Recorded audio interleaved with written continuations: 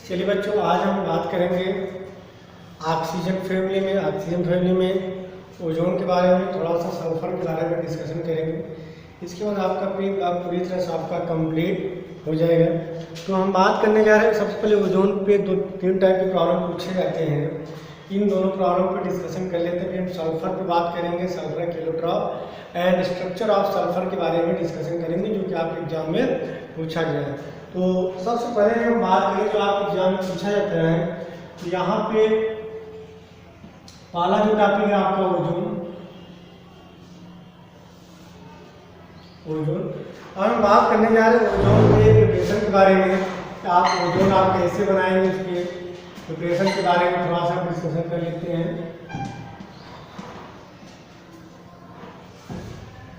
यहाँ पे 3 mole of O2 लेते हैं। 3 मोल ऑफ O2 लेंगे, यहाँ पे क्या मिलेगा, 2 मोल ऑफ O3 मिलता है। और यहाँ पे डेल्टा H की वैल्यू क्या होगी, पॉजिटिव होगी। तो ओजोन का फार्मूला क्या होता है, ओजोन का फार्मूला होता है O3 होता है। बात समझ में आ रही। आपके एग्जाम में जो पूछा जाता है मेन कि बॉन्ड, अगर ओजोन की स्ट्रक्चर के बारे में बात करें, ओजोन का स्ट्रक्चर क्या होता है, O double bond O minus, यहाँ पे प्लस रखिए, या O डबल बॉन्ड O आप ऐसे इसको बना दीजिए। ये होता है स्ट्रक्चर ऑफ ओजोन। जो आप एग्जाम में मेन पूछा जाता है कि draw the bond length of oxygen. अगर हम बात करें आपका ऑक्सीजन है, इसे मान लीजिए A, इसे मान लीजिए B और इसे मान लीजिए C। तो आपसे पूछा जाता है कि bond length of AB equal to bond length of AC। इसके पीछे की रीजन क्या है कि हमारा क्या देता है, रिजोनेटिंग स्ट्रक्चर देता है। मीन्स ये है आपका OC बोल लीजिए, OA और OB। तो रिजोनेटिंग स्ट्रक्चर में क्या होगा, इधर आ जाएगा, ये बॉन्ड इधर बना लेगा। तो यहाँ पे देखें क्या बनेगा, O negative double bond O। ये है आपका A, ये है आपका C, ये है आपका B। जिसका अगर ओवरऑल रिजोनेटिव स्ट्रक्चर के बारे में बात करें तो क्या बनेगा, ऑक्सीजन ऑक्सीजन ऑक्सीजन। तो यहाँ पे ओजोन की बात करें, OAOB या OAOC की बात करें, तो यहाँ पे बॉन्ड लेंथ क्या होता है, इक्वल होता है। क्यों इक्वल होता है, क्योंकि हमारा क्या देता है, रिजोनेटिंग स्ट्रक्चर देता है। बात समझ में आ रही। The two oxygen atom bond length in the ozone molecule are identical। बात समझ में आ रही। और बात करें बॉन्ड एंगल की बात करें, इनका जो बॉन्ड एंगल होता है वो होता है हमारा 117 डिग्री सेंटीग्रेड। बात समझ में आ रही। तो जो बॉन्ड एंगल होता है वो कितना होता है, 117 डिग्री सेंटीग्रेड। इसका क्या होता है, बॉन्ड एंगल होता है। तो ओजोन बनाते कैसे हैं, यहाँ पे 3 मोल ऑफ ऑक्सीजन लीजिए। हमारा जो रिएक्शन होता है एंडोथर्मिक रिएक्शन होता है। यहाँ पे 2 मोल ऑफ ओजोन बनता है। यहाँ तक चीज़ क्लियर हो गई। आगे हम बात करें, यदि ओजोन को क्या करिए, डिकम्पोज करते हैं। यदि आप ओजोन को क्या करिए, तो डिकम्पोज कर दीजिए। जब आप इसका डिकम्पोजिशन करते हैं, यहाँ क्या मिलेगा, O2 प्लस क्या मिलता है, नेसेंट ऑक्सीजन। अगर नेसेंट ऑक्सीजन मिल रहा है, इस वजह से ओजोन जो होता है हमारा क्या होता है, पावरफुल ऑक्सीडाइजिंग एजेंट। मीन्स आपसे पूछा जाता है कि ओजोन जो होता है वो हमारा ऑक्सीडाइजिंग एजेंट का काम क्यों करता है। तो आप बताएंगे ओजोन क्या लिबरेट करता है, नेसेंट ऑक्सीजन। आपसे पूछा गया है, 2-3 बार पूछा गया है कि ozone act as oxidising agent. तो यहाँ पे O3 डिकम्पोज हो क्या बना, तो O2 प्लस क्या बना था, नेसेंट ऑक्सीजन। तो ओजोन क्या लिबरेट करता है, नेसेंट ऑक्सीजन देता है। इस वजह से हमारा एक्ट एज ऑक्सीडाइजिंग एजेंट। तो 2 टाइप के पूछे जाते हैं, बॉन्ड लेंथ क्यों इक्वल होता है? क्योंकि रिजोनेटिंग स्ट्रक्चर देता है। दूसरा ऑक्सीडाइजिंग एजेंट क्यों होता है? क्योंकि हमारा क्या रिलीज करता है नेसेंट ऑक्सीजन। तो ये हुआ आपके ओजोन के बारे में जो कि आपके एग्जाम में पूछा गया है 2-3 बार। चलिए अब हम बात करने जा रहे हैं सल्फर एलोट्रॉपिक फॉर्म।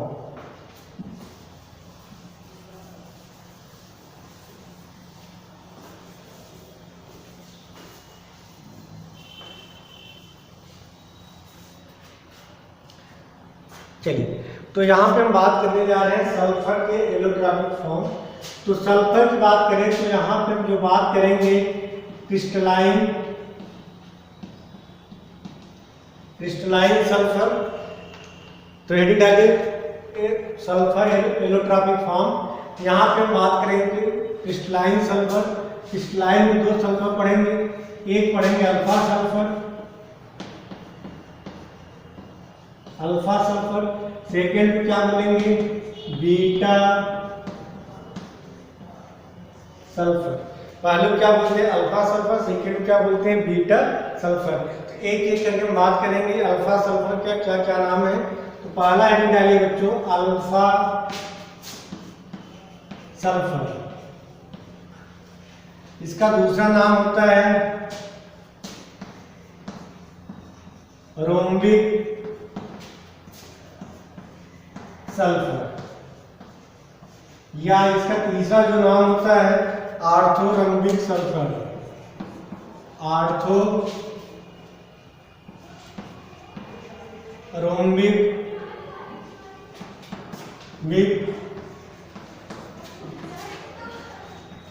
सल्फर, या इसका एक और नाम होता है ऑक्टाहेड्रल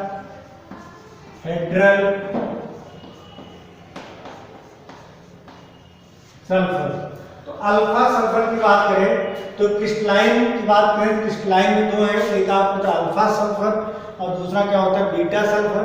तो अल्फा सल्फर का जो दूसरा नाम है उसे क्या बोलते हैं rhombic sulphur.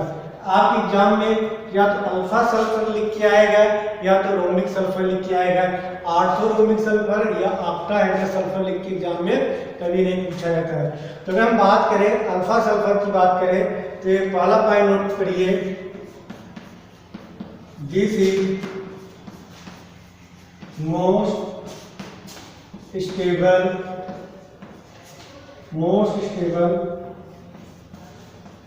Form of sulphur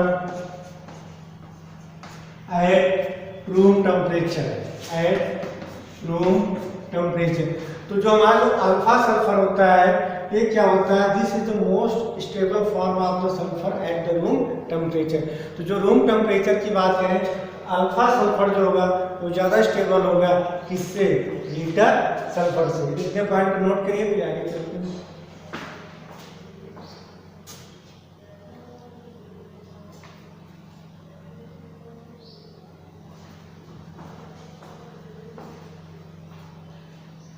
चलिए सेकंड नोट करिए,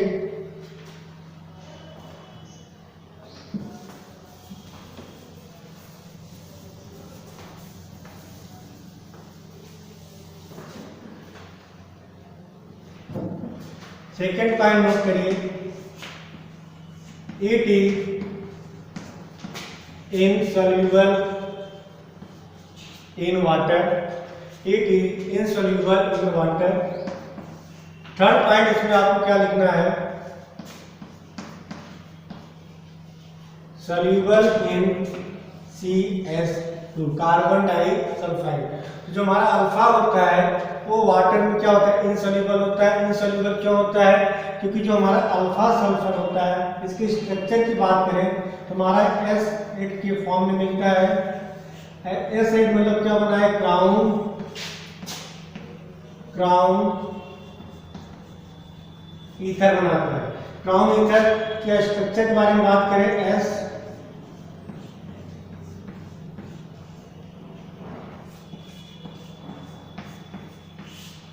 तो यहाँ पे कौन सा बॉन्ड प्रेजेंट होता है, कोवैलेंट बॉन्ड प्रेजेंट होता है। यहाँ पे कौन सा बॉन्ड प्रेजेंट होता है, कोवैलेंट बॉन्ड प्रेजेंट होता है। इस वजह से हमारा क्या होता है, वाटर में क्या होता है, इनसॉल्युबल होता है, लेकिन सॉल्युबल किसमें होता है, CH2 कार्बन डाइसल्फाइड। तो सेकंड पॉइंट नोट करिए, but dissolve in benzene, alcohol and carbon disulphide. Benzene में भी डिसॉल्व होगा, alcohol and carbon disulphide. Third point note करिए,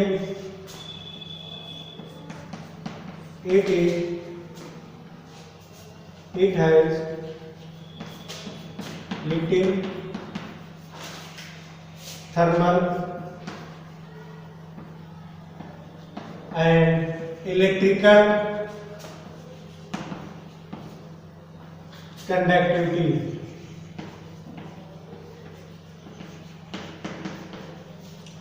It has little thermal and electrical conductivity. Fourth point note करिए, its specific gravity is कितना होता है, 2.06 gram centimetre cube and melt at 385.8 Kelvin. पास में आ रही है, तो एक एक पॉइंट को फिर से एक्सप्लेन करते हैं। जो हमारा अल्फा सल्फर होता है वो रूम टेम्परेचर पे क्या होता है, सबसे ज्यादा स्टेबल होता है। वाटर में क्या होता है, इनसॉल्युबल होता है। वाटर क्या होता है, इनसॉल्युबल। लेकिन कार्बन डाइसल्फाइड, बेंजीन और एल्कोहल में क्या होता है, सॉल्युबल होता है। इसके बाद अगला हम पॉइंट बात किए थे कि it has little thermal and electrical conductivity. इसके बाद हम बात करें इसकी स्पेसिफिक ग्रेविटी कितनी होती है, 2.06 gram centimetre cube and melt कितने में होता है, मेल्ट एट 385.8 केल्विन में क्या होता है, मेल्ट होता है। स्पेसिफिक ग्रेविटी मैंने कितना होता है, 2.06 ग्राम सेंटीमीटर क्यूब। अब मेल्ट कितने पे होगा, 385.5 केल्विन पे क्या होता है, मेल्ट होता है। अगर बात करें इनका मॉलिक्यूलर फार्मूला, तो मॉलिक्यूलर फार्मूला क्या होता है, S8 होता है। यदि इनकी ज्योमेट्री की बात करें, क्या बना है, क्राउन ईथर। क्राउन ईथर कैसे बनेगा, S S S S S। 5 sulphur आप ऊपर ले जाइए, 3 सल्फर को आप नीचे ले आइए और क्या करिए, इनको एक दूसरे से ऐड कर दीजिए। यहाँ पे कौन सा बॉन्ड बन रहा है, कोवैलेंट बॉन्ड बन रहा है। और आपको पता है कि जो कोवैलेंट बॉन्ड बनता है वाटर में क्या होता है, इनसॉल्युबल होता है। इतने पॉइंट को नोट करिए। फिर इसके बाद हम बात करेंगे बीटा सल्फर के बारे में।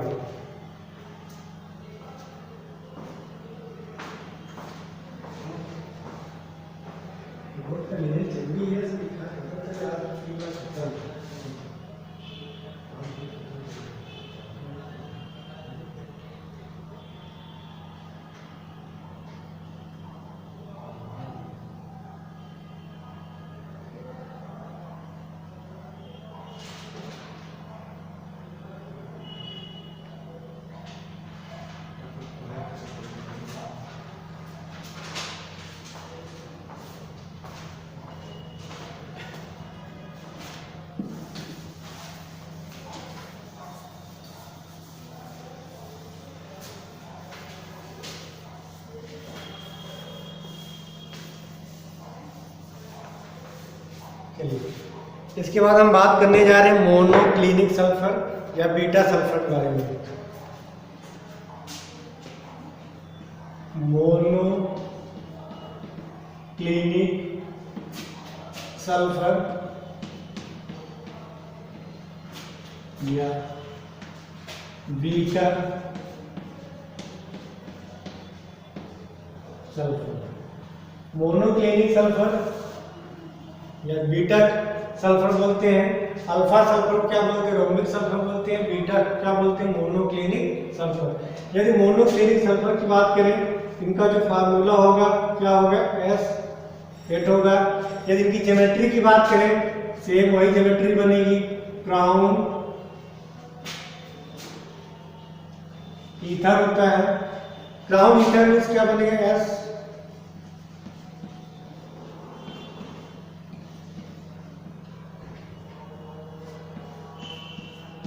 ये हो गया ग्राउंड ईथर। इसके बाद हम बात करें वाटर क्या होगा, रीजन समझ में आ गया होगा, वाटर इन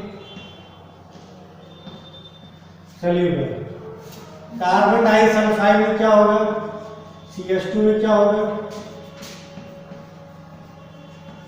सॉल्यूबल होगा। थर्ड पॉइंट की बात करें, स्पेसिफिक ग्रेविटी। स्पेसिफिक ग्रेविटी कितनी होगी इसकी, 198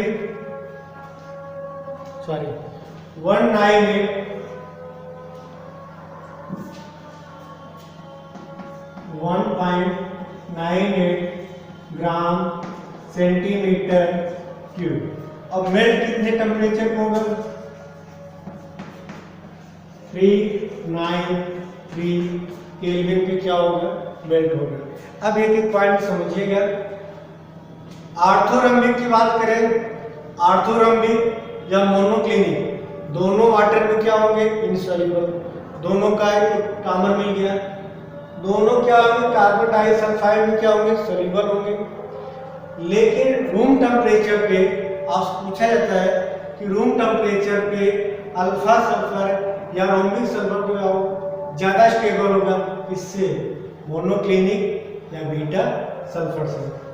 बात करें यहाँ पे हम स्पेसिफिक ग्रेविटी की बात करें तो अल्फा सल्फर कितना होता है, अल्फा सल्फर अगर 2.06 ग्राम सेंटीमीटर क्यूब होता है, लेकिन बीटा सल्फर का कितना होता है, 1.98 ग्राम सेंटीमीटर क्यूब होता है। यदि हम बात करें मेल्ट की बात करें, अल्फा सल्फर हमारा जो कितने टेम्परेचर मेल्ट होता है, 285 केल्विन पे मेल्ट होगा। लेकिन हमारा बीटा जो होगा वो कितने पे मेल्ट होगा, 393 पे हमारा क्या होता है, मेल्ट होता है। ये कितने होगा, 385 पे मेल्ट होगा, और ये कितने मेल्ट होगा, 393 केल्विन पे हमारा क्या होगा, मेल्ट होगा। ये था हमारा common feature of alpha sulphur and beta sulphur. अभी तक तो आपके एग्जाम में एक बार भी नहीं पूछा गया है CBSE में, लेकिन सिलेबस में है, इसलिए पूछा भी जाएगा तो एक नंबर पूछा जाएगा कि अल्फा सल्फर और बीटा सल्फर को आप कैसे डिफ्रेंशिएट करेंगे। तो सिंपल सा है कि रूम टेम्परेचर पे हमारा अल्फा सल्फर ज़्यादा स्टेबल होता है। कितने अल्फा सल्फर आपका 385 केल्विन पे मेल्ट होता है, बीटा सल्फर कितने पे मेल्ट होगा, 393 केल्विन पे मेल्ट होता है। अल्फा सल्फर की बात करें तो स्पेसिफिक ग्रेविटी कितनी होती है, 2.06 होता है, 06। लेकिन बीटा सल्फर की बात करें तो बीटा सल्फर की कितना होगा, 1.95 केल्विन होता है। यदि हम बात करें दोनों का मॉलिक्यूलर फार्मूला क्या होगा, S8 होगा, और ज्योमेट्री कैसा बनेगा, क्राउन ईथर बनेगा। क्राउन ईथर का ये स्ट्रक्चर है। इस तरह आपका एलियोट्रॉप फॉर्म ऑफ सल्फर आपका कंप्लीट होता है। अब हम बात करने जा रहे हैं ऑक्सो एसिड ऑफ सल्फर, जो कि आपके एग्जाम में बहुत बार पूछा गया है कि ऑक्सो एसिड ऑफ सल्फर के स्ट्रक्चर के बारे में, कैसे आप इनका स्ट्रक्चर बनाएंगे, उसके बारे में हम बात करेंगे।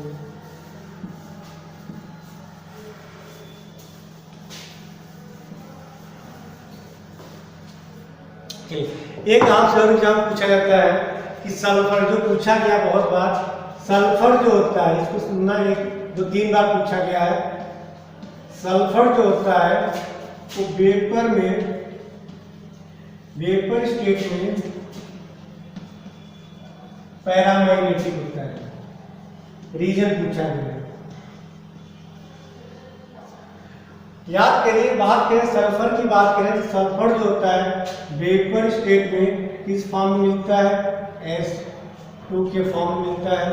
यदि सॉलिड की बात करें तो सॉलिड में किस स्टेट में आएगा, S8 के फॉर्म में मिलता है।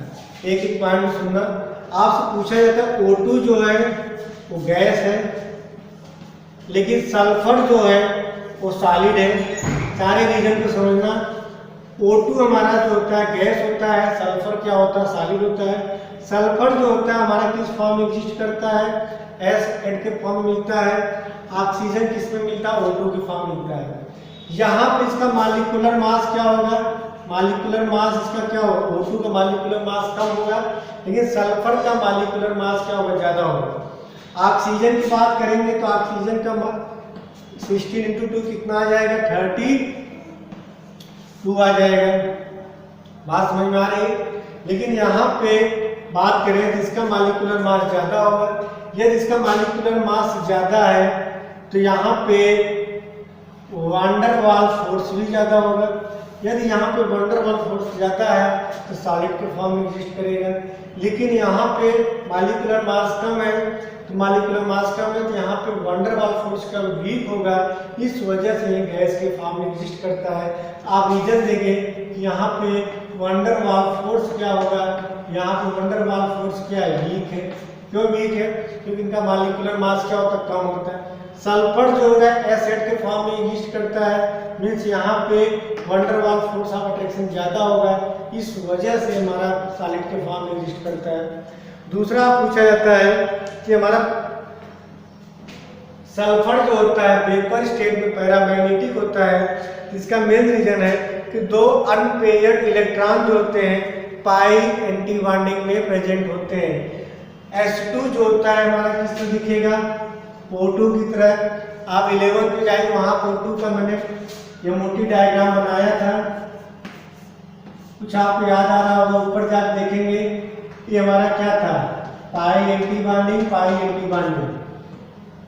यहाँ पे पाई पाई 1 2 3 4, यहाँ तक 14 था, 15 16।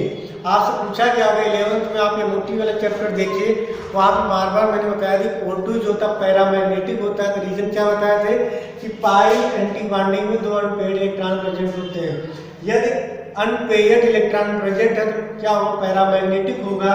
तीसरा सल्फर की बात करें तो ऑक्सीजन की तरह सल्फर का भी ये मोटी डायग्राम बनाएंगे तो ऐसे ही ये मोटी डायग्राम बनेगा। तो आपको रीजन क्या लिखना है, due to presence of two unpaired electron. इनके पास क्या होता है, दो अनपेयर्ड इलेक्ट्रॉन प्रेजेंट होता है। कहाँ पे, इन पाई एंटी बॉन्डिंग ऑर्बिटल। कहाँ पे, पाई एंटी बॉन्डिंग ऑर्बिटल। तो आपको सिर्फ एक लाइन में आंसर देना है कि वेपर स्टेट में सल्फर जो होता है पैरामैग्नेटिक होता है। क्यों पैरामैग्नेटिक होता है, reason due to presence of two unpaired electron. इनके पास क्या होते हैं, दो अनपेयर्ड इलेक्ट्रॉन प्रेजेंट होते हैं।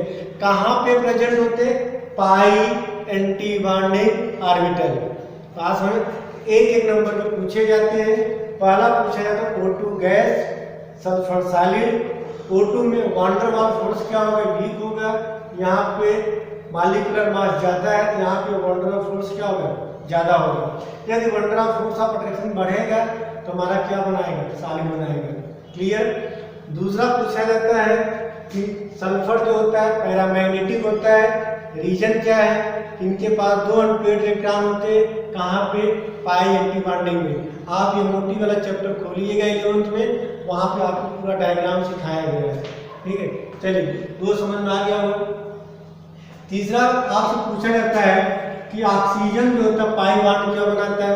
रीजन क्या है, ऑक्सीजन की जो साइज क्या स्मॉल है, और स्मॉल साइज की वजह से यहाँ पे 2p होता है और ये क्या बना लेता है, पाई बॉन्ड बना लेता है।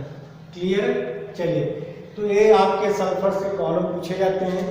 लास्ट टॉपिक जो है आपका ऑक्सो एसिड ऑफ सल्फर।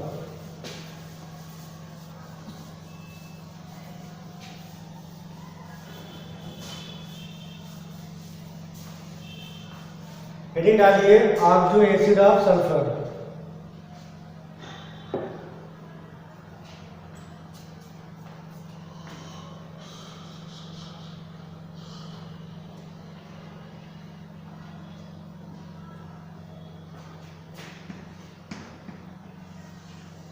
इसको आप समझिए ऑक्सो एसिड ऑफ सल्फर। ये आपके एग्जाम में बहुत बार पूछा गया है और हर साल यहाँ से पूछा जाता है, इसको समझिएगा।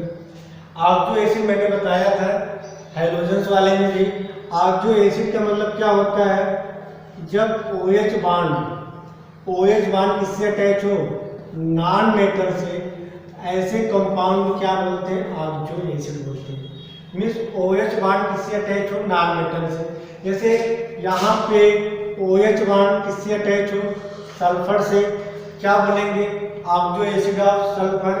यदि हमारा OH बांड किससे अटैच हो, फास्फोरस से, क्या बोलेंगे, आप जो एसिड ऑफ फास्फोरस। यदि हमारा OH बांड किससे अटैच हो, क्लोरीन से, तो क्या बोलेंगे, आप जो एसिड ऑफ क्लोरीन। सल्फर हमारा क्या होता है, नॉन मेटल है, फास्फोरस भी हमारा नॉन मेटल होता है और क्लोरीन भी हमारा क्या, नॉन मेटल। तो आप जो एसिड पहचानने का तरीका क्या है कि जब OH बांड डायरेक्ट किससे अटैच हो, किसी नॉन मेटल से अटैच हो, तो उसका क्या कहलाएगा, आप जो एसिड कहलाएगा। तो बात करने जा रहे हैं सल्फर की, बात करने जा रहे हैं तो सल्फर में आप 4 आप जो एसिड पढ़ेंगे। पहला आप पढ़ेंगे सल्फ्यूरिक एसिड, दूसरा पढ़ेंगे H2SO3, तीसरा आप पढ़ेंगे H2S2O7 और लास्ट क्या पढ़ेंगे, H2S2O8 पढ़ेंगे। बात समझ में आ रही, ये सारी चीज आपको समझ में आ गई। तो पूछा जाता है कि सल्फर के 2 आप जो एसिड का नाम बताइए।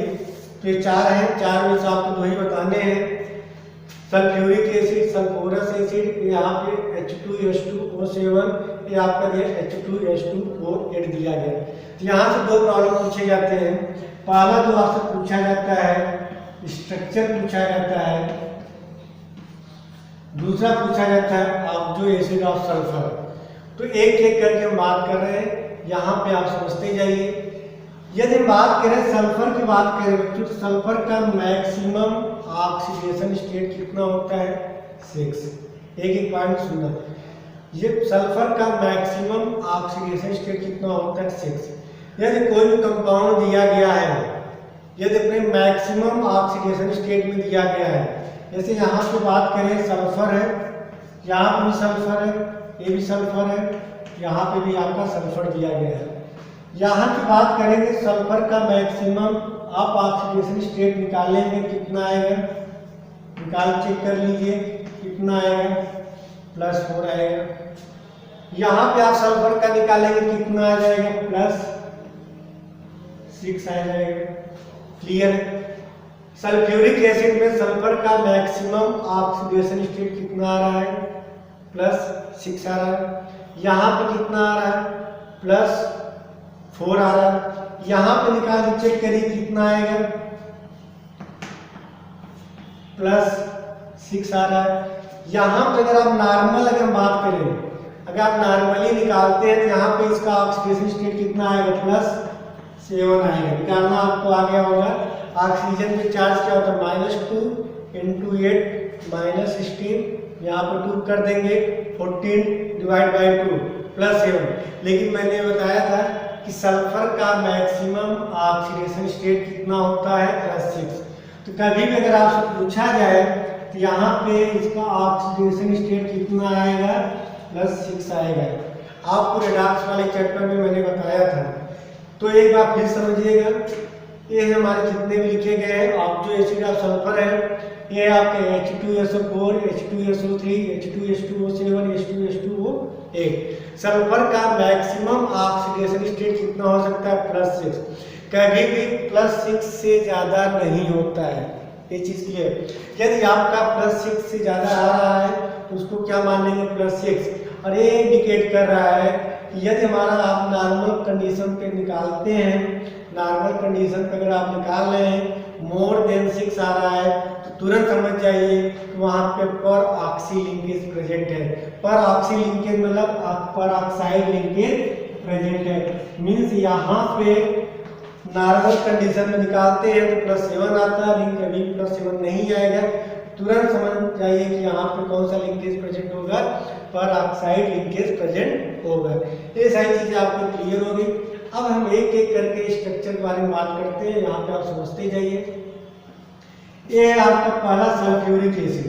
तो सल्फ्यूरिक एसिड की बात करने हैं तो पहले आप क्या बनाएंगे, सल्फर।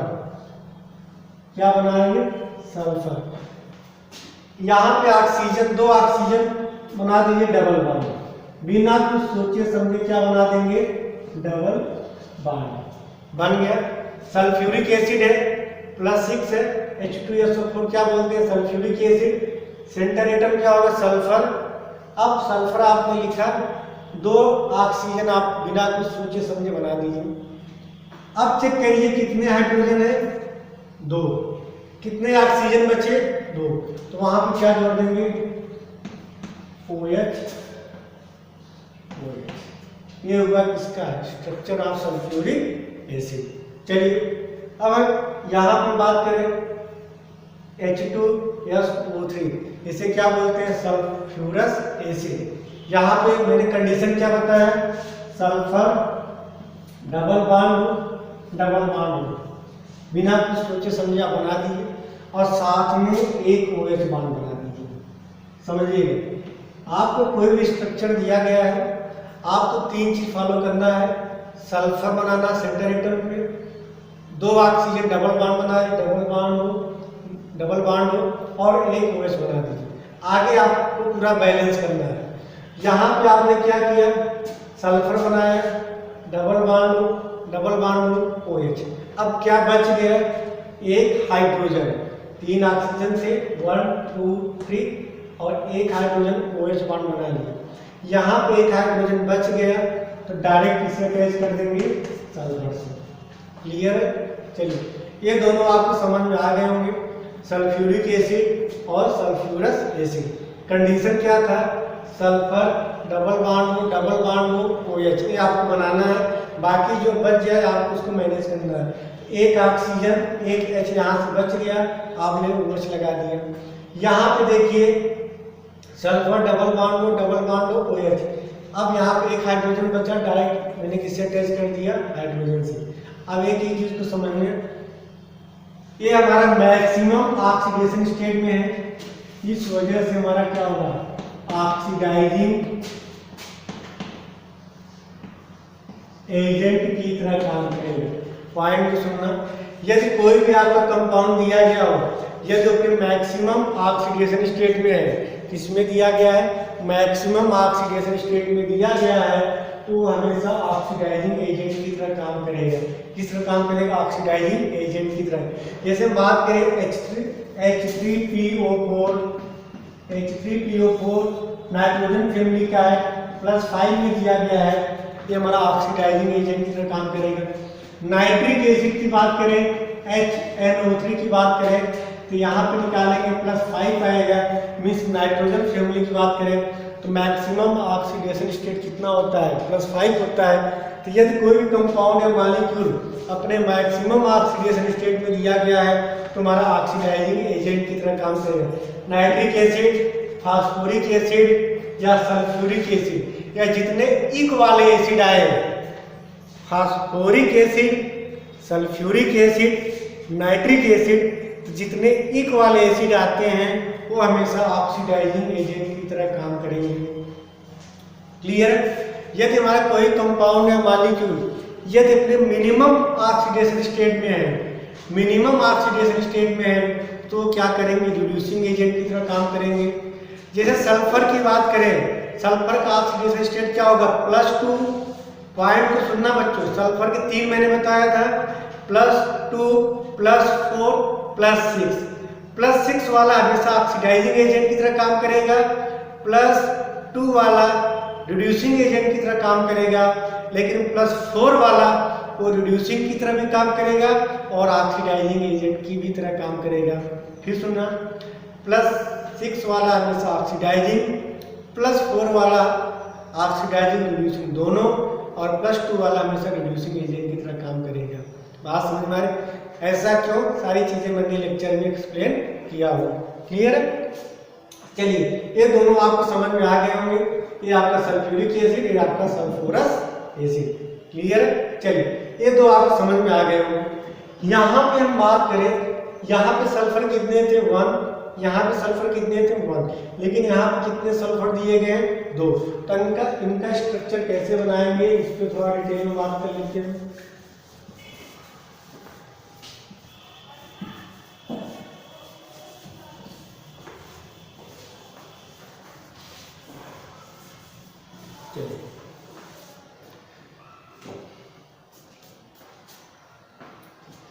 अब यहाँ पे देखिए दिया गया H2S2O8, यहाँ पे दिया गया है H2S2O7। इनका नाम क्या होता है पर ऑक्सो डाइसल्फ्यूरिक एसिड। इसका नाम नोट करिए पर ऑक्सो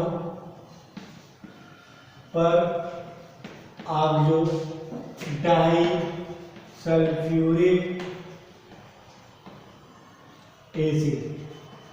इसका नाम क्या है बच्चों पर ऑक्सो डाइसल्फ्यूरिक एसिड। और इसका नाम क्या है पायरो सल्फ्यूरिक एसिड। ये तो आप एग्जाम में बहुत बार पूछा गया, इसलिए इसको आप लोग अच्छे से देखिएगा, हम हर तरीके से आपको बताएंगे। H2S2O8 इसे बोलते हैं पर ऑक्सो डाइसल्फ्यूरिक एसिड। H2S2O7 क्या बोलते हैं पायरो सल्फ्यूरिक एसिड। यदि नॉर्मल कंडीशन की बात करेंगे तो यहाँ पे +7 आपको दिखाई देगा, लेकिन होता क्या है करेक्ट क्या है +6। ये आपके लेवल से बताए थे। यहाँ पे निकालेंगे तो आपका +6 ही आएगा। अब पॉइंट में सुनिए, यहाँ पे जब दो सल्फर दिए गए, जब दो सल्फर दिए गए, 2 फास्फोरस दिए गए, इस टाइप के कंपाउंड दिए गए, यदि अपने मैक्सिमम ऑक्सीडेशन स्टेट से ज़्यादा ऑक्सीडेशन स्टेट दिखाए तो वहाँ पर ऑक्साइड लिंकेज प्रेजेंट होता है। तो सबसे पहले यहाँ पर क्या बनाएंगे, 2 सल्फर के बीच कौन सा लिंकेज होगा पर ऑक्साइड लिंकेज प्रेजेंट होगा। यदि अपने मैक्सिमम ऑक्सीडेशन स्टेट में दिया गया है, मैक्सिमम ऑक्सीडेशन स्टेट में दिया गया है तो वहां पे कौन सा लिंकेज होगा SOS लिंकेज होगा। यहाँ पे नॉर्मल कंडीशन से 7 दिखाई दे रहा है, मतलब यहाँ पे कौन सा लिंकेज होगा पर ऑक्साइड लिंकेज, मतलब क्या बनेगा सल्फर डबल बॉन्ड हो सल्फर। यदि अपने मैक्सिमम में दिया गया है क्या बनेगा SOS बॉन्ड प्रेजेंट होगा। लेकिन दोनों केस में ऑक्सीडेशन स्टेट ऑफ सल्फर कितना होगा +6 होगा। लेकिन आप ट्रिक बता रहे हैं यदि मैक्सिमम से ज्यादा दिखाई दे रहा है तो वहां पे पर ऑक्साइड लिंकेज प्रेजेंट होगा, मींस SOOS लिंकेज होगा, लेकिन यहाँ पे SOS लिंकेज होगा। इतनी चीज आपको क्लियर हो गई सब। अब मैंने आपको कंडीशन क्या बताया था कि प्रत्येक सल्फर से क्या जोड़ देंगे डबल बॉन्ड OH, यहाँ पे डबल बॉन्ड OH। ये आपको हर सल्फर से जोड़ना ही है। आपने जोड़ दिया S double bond OH, S double bond OH। यहाँ पे चेक करिए double bond OH, double bond OH। आपने जोड़ दिया, सिंपल सा कंसेप्ट था, कुछ भी नहीं। सल्फर से आप सीधा प्रत्येक सल्फर से क्या जोड़ना है डबल बॉन्ड डबल कितने 2 और 1 OH आपने जोड़ दिया। यहाँ पे बैलेंस चेक करिए 2 सल्फर 2 3 4 5 6 7 8 ऑक्सीजन 2 हाइड्रोजन। यहाँ पे 2 सल्फर 1 2 3 4 7 ऑक्सीजन और 2 हाइड्रोजन। इसका नाम क्या है पायरो सल्फ्यूरिक एसिड। इसे बोले पर ऑक्सो सल्फ्यूरिक एसिड क्या बोलते हैं मार्शल एसिड भी बोलते हैं। इस तरह आपका oxo acid of sulphur complete होता है। एक आपको टॉपिक पढ़ना है, देख लीजिए, छोटा सा है, आपको 2-3 रिएक्शन आपको याद करना है। सल्फर डाइऑक्साइड ये आप लोग देख लीजिएगा। इस तरह आज आपका P ब्लॉक पूरी तरह से कंप्लीट हो गया। तो सल्फर आप लोग देख लीजिएगा, सल्फर डाइऑक्साइड के बारे में इसके 2-3 रिएक्शन हैं जो आप इनिशिएटिव दिए गए, उसको आप ऐसे उसको याद कर लीजिए। और आज की लेक्चर इतना ही, थैंक यू।